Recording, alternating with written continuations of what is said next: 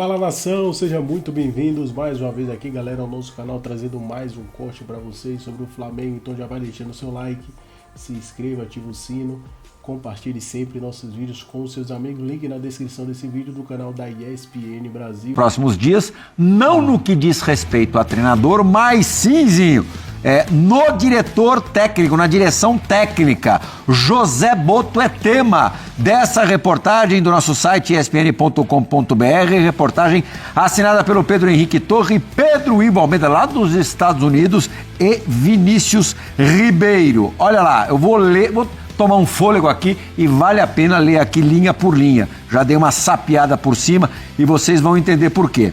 Apesar de o português ser o idioma mais utilizado no ninho do urubu, o diretor técnico José Botto não fala mais a mesma língua de seus superiores e subordinados em perfeita sintonia no Flamengo. E esse desgaste vai além da situação do Micah Johnston, o irlandês que viria, mas não vem mais, atacante que esteve próximo de ser reforço, mas não será mais contratado. A saída do rubro-negro da negociação após uma avalanche de críticas por um acordo que beirava os 35 milhões de reais por um jogador da segunda divisão inglesa expôs ainda mais o cartola português que vem desagradando a cúpula do clube nos bastidores.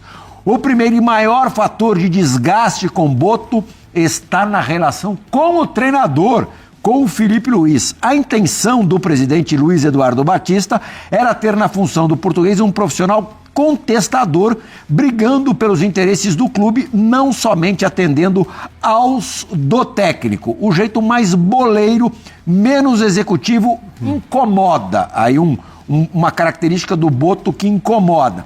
Nos corredores, a amizade de Botto com Filipe Luís é considerada por uma ala da diretoria como acima dos interesses do clube, sendo desaprovada pelo presidente. Assim que a nova direção assumiu, por exemplo, o treinador tentou interferir nas demissões de integrantes do departamento médico e até da comunicação. A atitude desagradou o BAP, que vê o ex-lateral responsável apenas pela parte técnica. Aí o Felipe sendo diretamente atingido também na história. Botto, por sua vez, fez pouco para amenizar o conflito. Comprou o lado do treinador, que sequer cogitou, por exemplo, levar o psicólogo do clube para o Mundial de Clubes. Assim que assumiu, BAP foi quem mais brigou para que o futebol tivesse um psicólogo profissional, que acabou extinto na gestão anterior do Rodolfo Landim.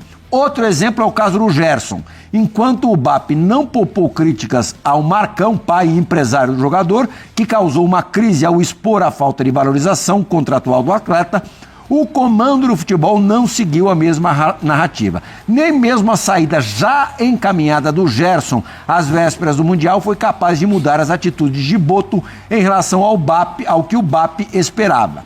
Na visão de grande parte da diretoria, faltou uma postura mais rígida do português durante o desenrolar da história, mesmo ciente de que o meia deixaria a Gávea. Botto preferiu dizer que nada havia chegado ao clube. Foi o discurso do Botto o tempo inteiro ali da novela Gerson. Quando o adeus foi confirmado, aí sim o Flamengo foi duro na nota oficial publicada sobre o caso, falando em pedido de demissão do Gerson após o pagamento na multa rescisória por parte do Zenit. A falta de proteção com o jogador incomodou parte do elenco. Durante a passagem da delegação pelos Estados Unidos, o Botto também concedeu entrevistas a veículos estrangeiros. Nelas chegou a citar nomes de técnicos e de atacantes que desejaria contratar, como o Vlahovic da Juventus. O fato irritou bastante a diretoria, que considerou desnecessário o movimento durante a disputa de um campeonato tão importante. Os jogadores também se sentiram expostos com atitudes como essa do diretor. No trato do dia a dia, o Arrascaeta já buscou via empresário uma renovação de contrato que se encerra no fim de 2026 com o Flamengo. Ouviu que deverá aguardar. E o Pedro, ao voltar de lesão, também sinalizou interesse em estender o seu vínculo. O atacante gostaria de ter mais oportunidades. Após o Mundial, ele acabou sendo exposto em mais um episódio de desgaste para o Boto. Essa história realmente pegou firme na semana passada, né? Publicamente não houve confirmação sobre ter sido o português, no caso o Boto, a conversar com o jornalista Mauro César Pereira e afirmar que negociaria Pedro por 15 milhões de euros. Se pintasse uma proposta nessa faixa, ele seria negociado. A repercussão interna, contudo, foi péssima. O Boto inicialmente negou ter tido uma conversa com o profissional, mas a falta de jogo de cintura do dirigente no episódio desagradou bastante. Uma ala classificou o profissional como, entre aspas, amador, por permitir a exposição do atleta e do clube em um momento turbulento pós-eliminação. Depois de muita discussão e opiniões divergentes, o clube divulgou uma nota oficial na qual reforçou a confiança no Pedro. Uma tentativa em vão de amenizar a situação, o estrago já estava feito. A negativa do Boto sobre essa conversa irritou até mesmo membros da comunicação do Flamengo, que já haviam publicado nota oficial sobre uma informação de jornalista um dia antes. Muitos defenderam a ideia de que o melhor caminho era deixar o ambiente esfriar ao invés de novo pronunciamento oficial. O clima entre o dirigente e o departamento do clube pesou. Bom, e por fim, o caso já citado do Mickey Johnston, que nem virá, mas já também serviu para deixar o ambiente ainda mais turbulento. Ufa! Zinho, você sabe como é que termina essa história? Por enquanto vai esperar começar o campeonato, ver o desenrolar do campeonato, ver como o Flamengo desempenha, a busca pelos títulos, né? E aí os títulos acontecendo, passa o pano, vida que segue. Agora,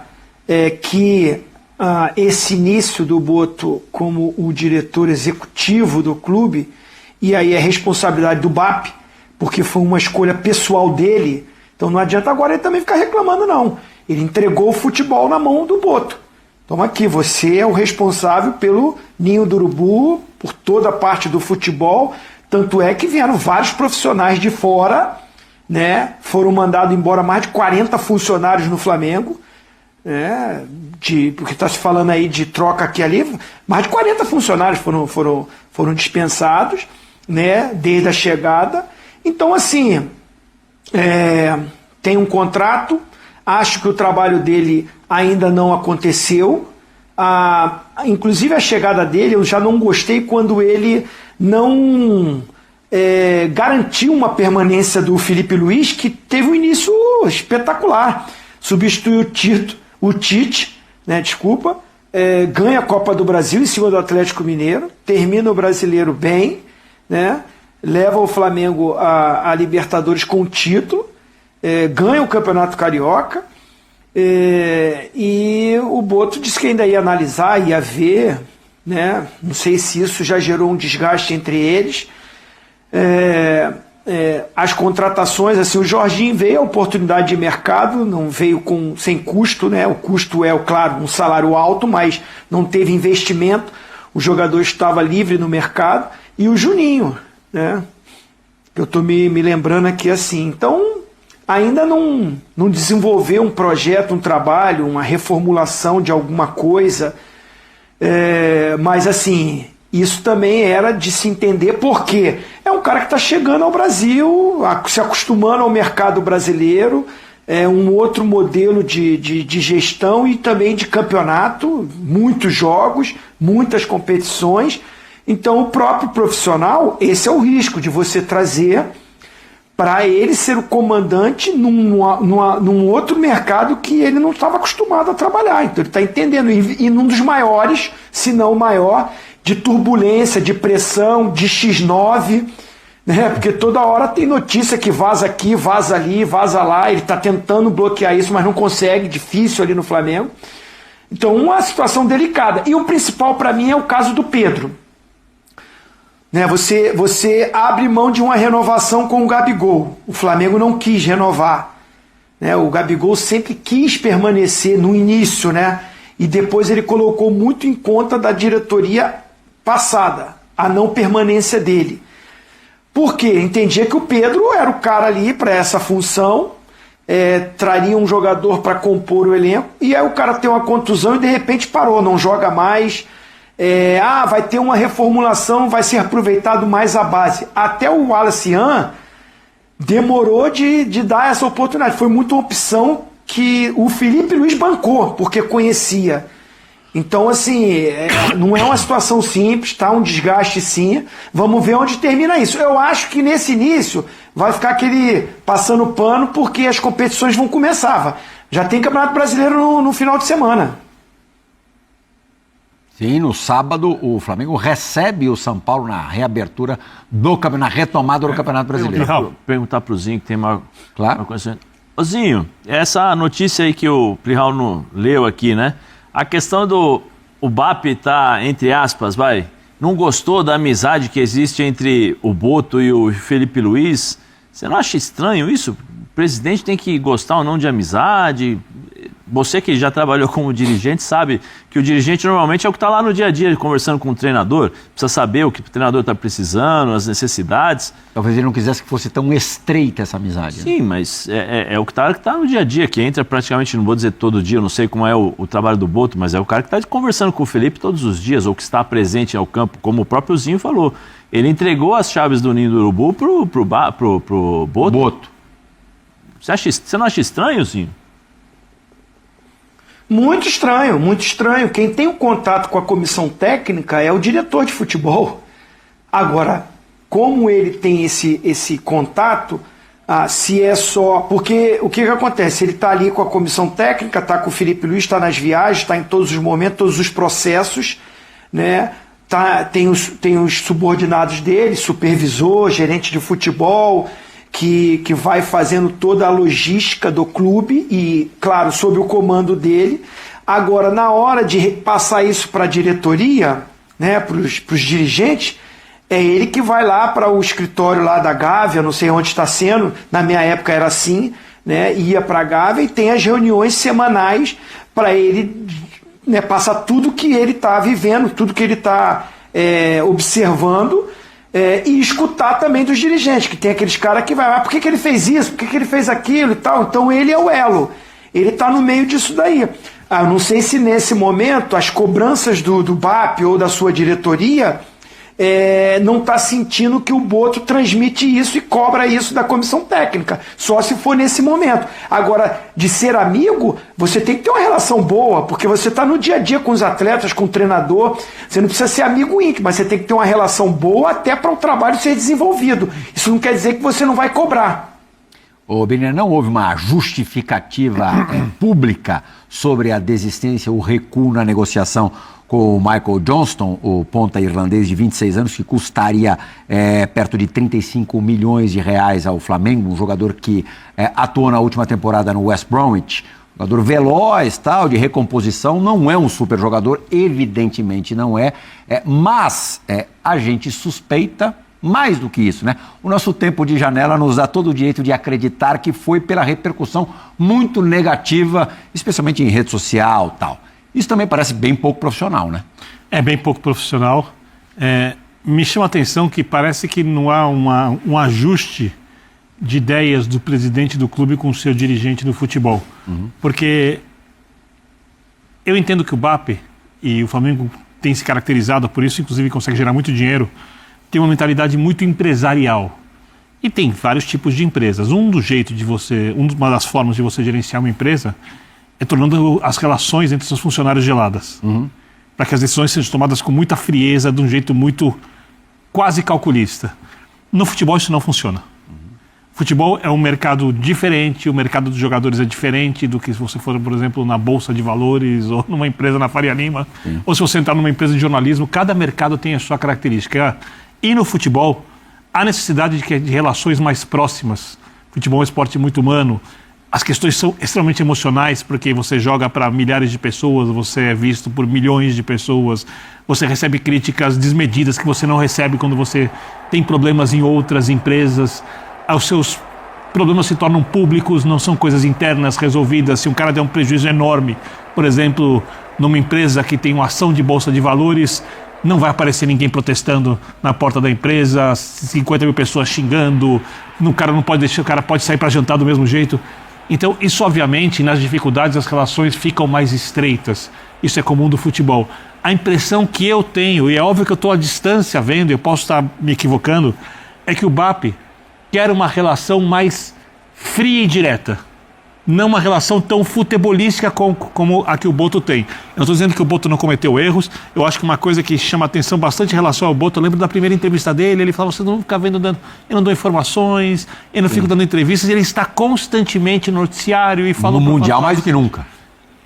E descontradiz um pouco o que ele falou que faria na primeira entrevista dele, quando ele chega ao Flamengo, né? Agora, cabe ao Boto dar respaldo ao treinador, cabe ao Boto cobrar o treinador, porque o treinador tem chefe.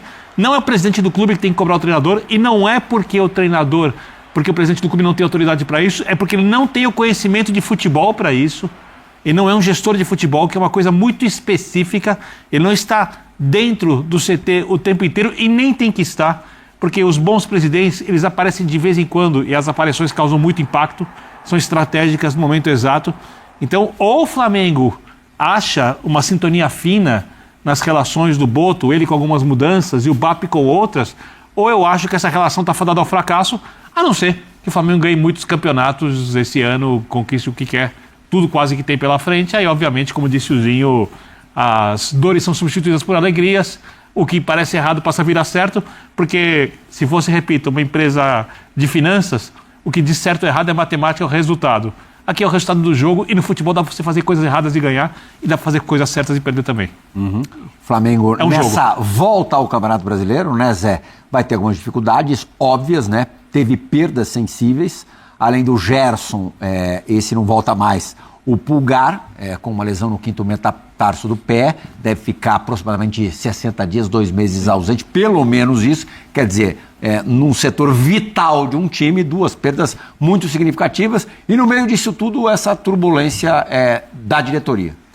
Mas eu tô com um vovozinho lá, quando a gente sabe como funciona o futebol, né? Uma vitória, 2 vitórias, isso passa um pouquinho. Eu acho que o Felipe tem capacidade. Aí o De La Cruz me parece que já deu entrevista dizendo que quer voltar, quer mostrar que pode jogar. Agora ele vai aproveitar a oportunidade, né?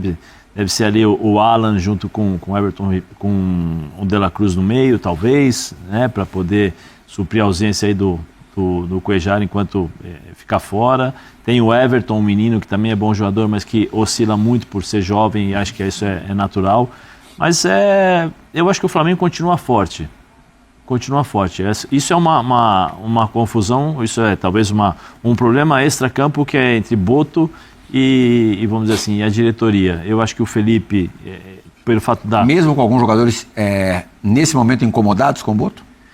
Sim, mas é por isso que eu falo, que aí eu falo do vestiário. Aí o Felipe tem como controlar, eu acho que pela forma de ser, esses jogadores, de identificar, eu acho que eles já sabem quem é, talvez já eles já devem até ter conversado com o Felipe em relação à postura. Esse vazamento, que a gente não sabe se foi por parte do Boto para o Mauro César, do interesse em se livrar do Pedro, lógico que deve ter deixado o Pedro por 15 milhões. Não, mas aí assim, primeiro é ingenuidade, né?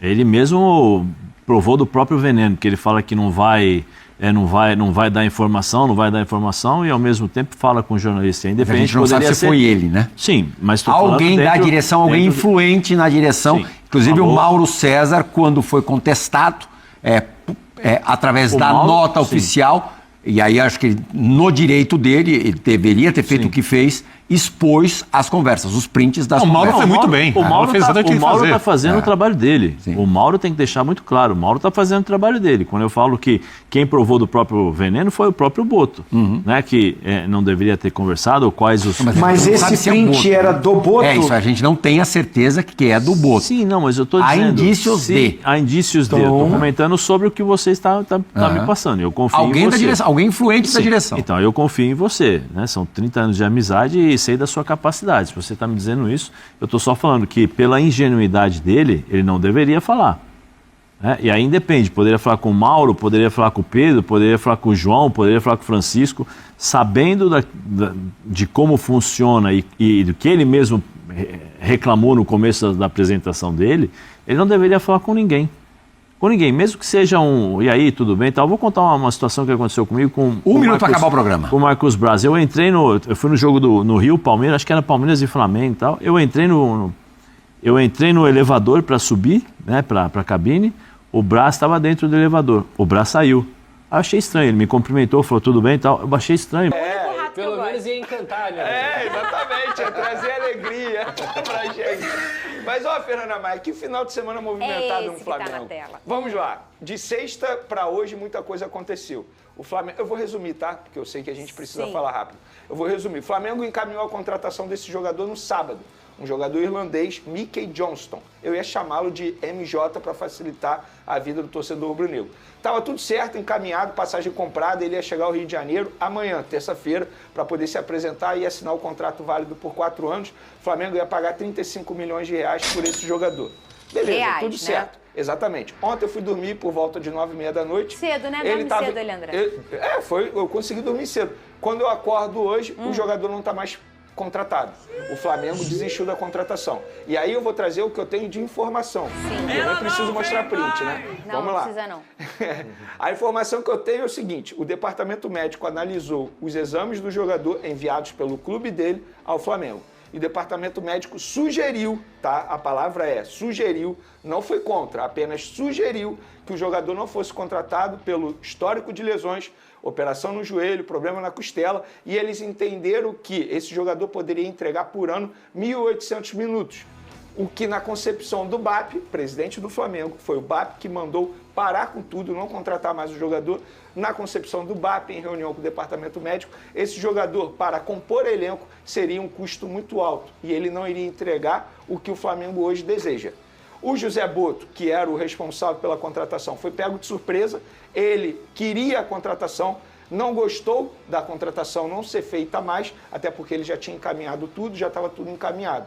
Então, o Flamengo desistiu da contratação desse jogador após o BAP, presidente do clube, vetar a chegada desse atleta e isso que aconteceu. O jogador que estava com passagem comprada não vem mais ao Rio de Janeiro. E quando cancela, André, a milha conta ou não conta? Não, cancela a milha também, Pedrosa.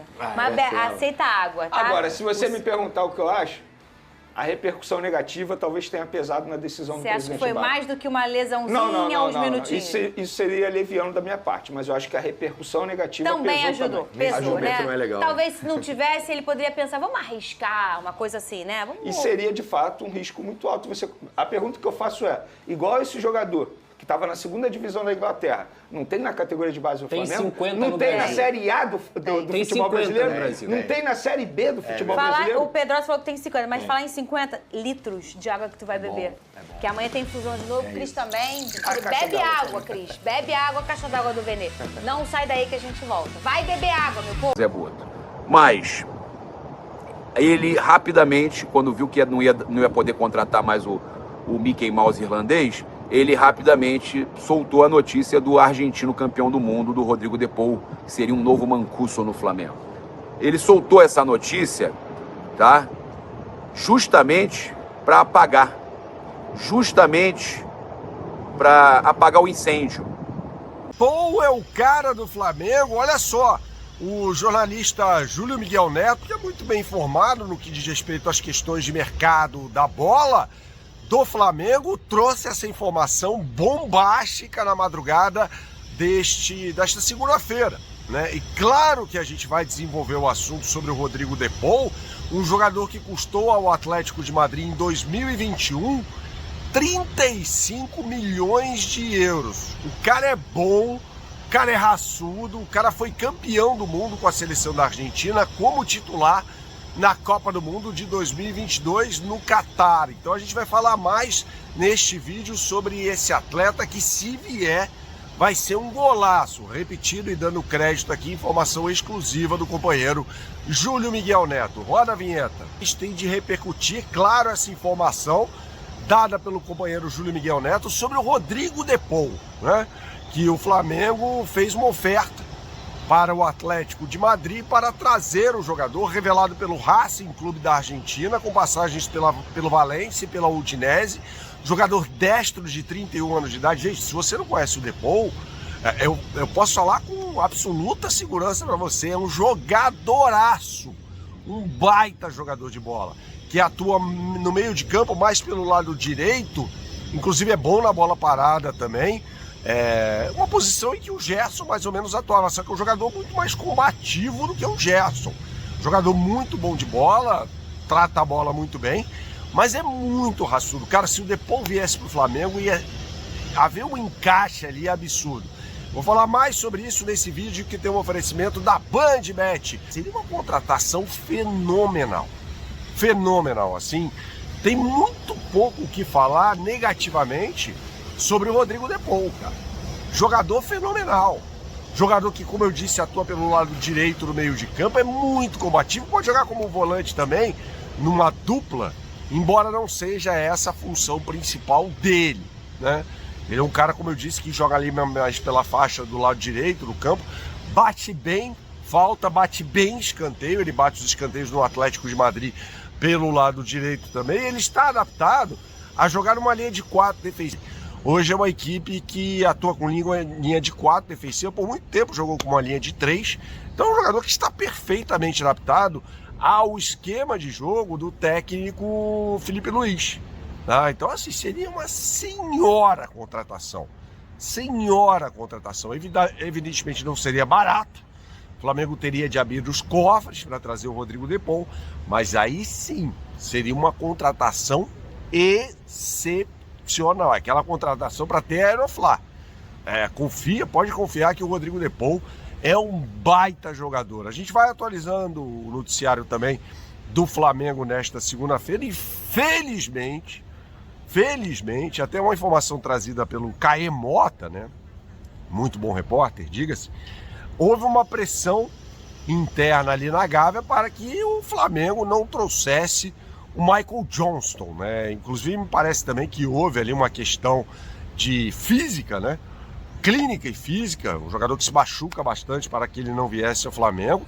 Até gravei um vídeo neste domingo falando que o Michael Johnston é mais do mesmo, né? Um jogador que, evidentemente, se fosse bom, não estaria na segunda divisão do futebol inglês, num time que ficou numa posição intermediária na tabela da Championship, né? O West Bromwich Albion.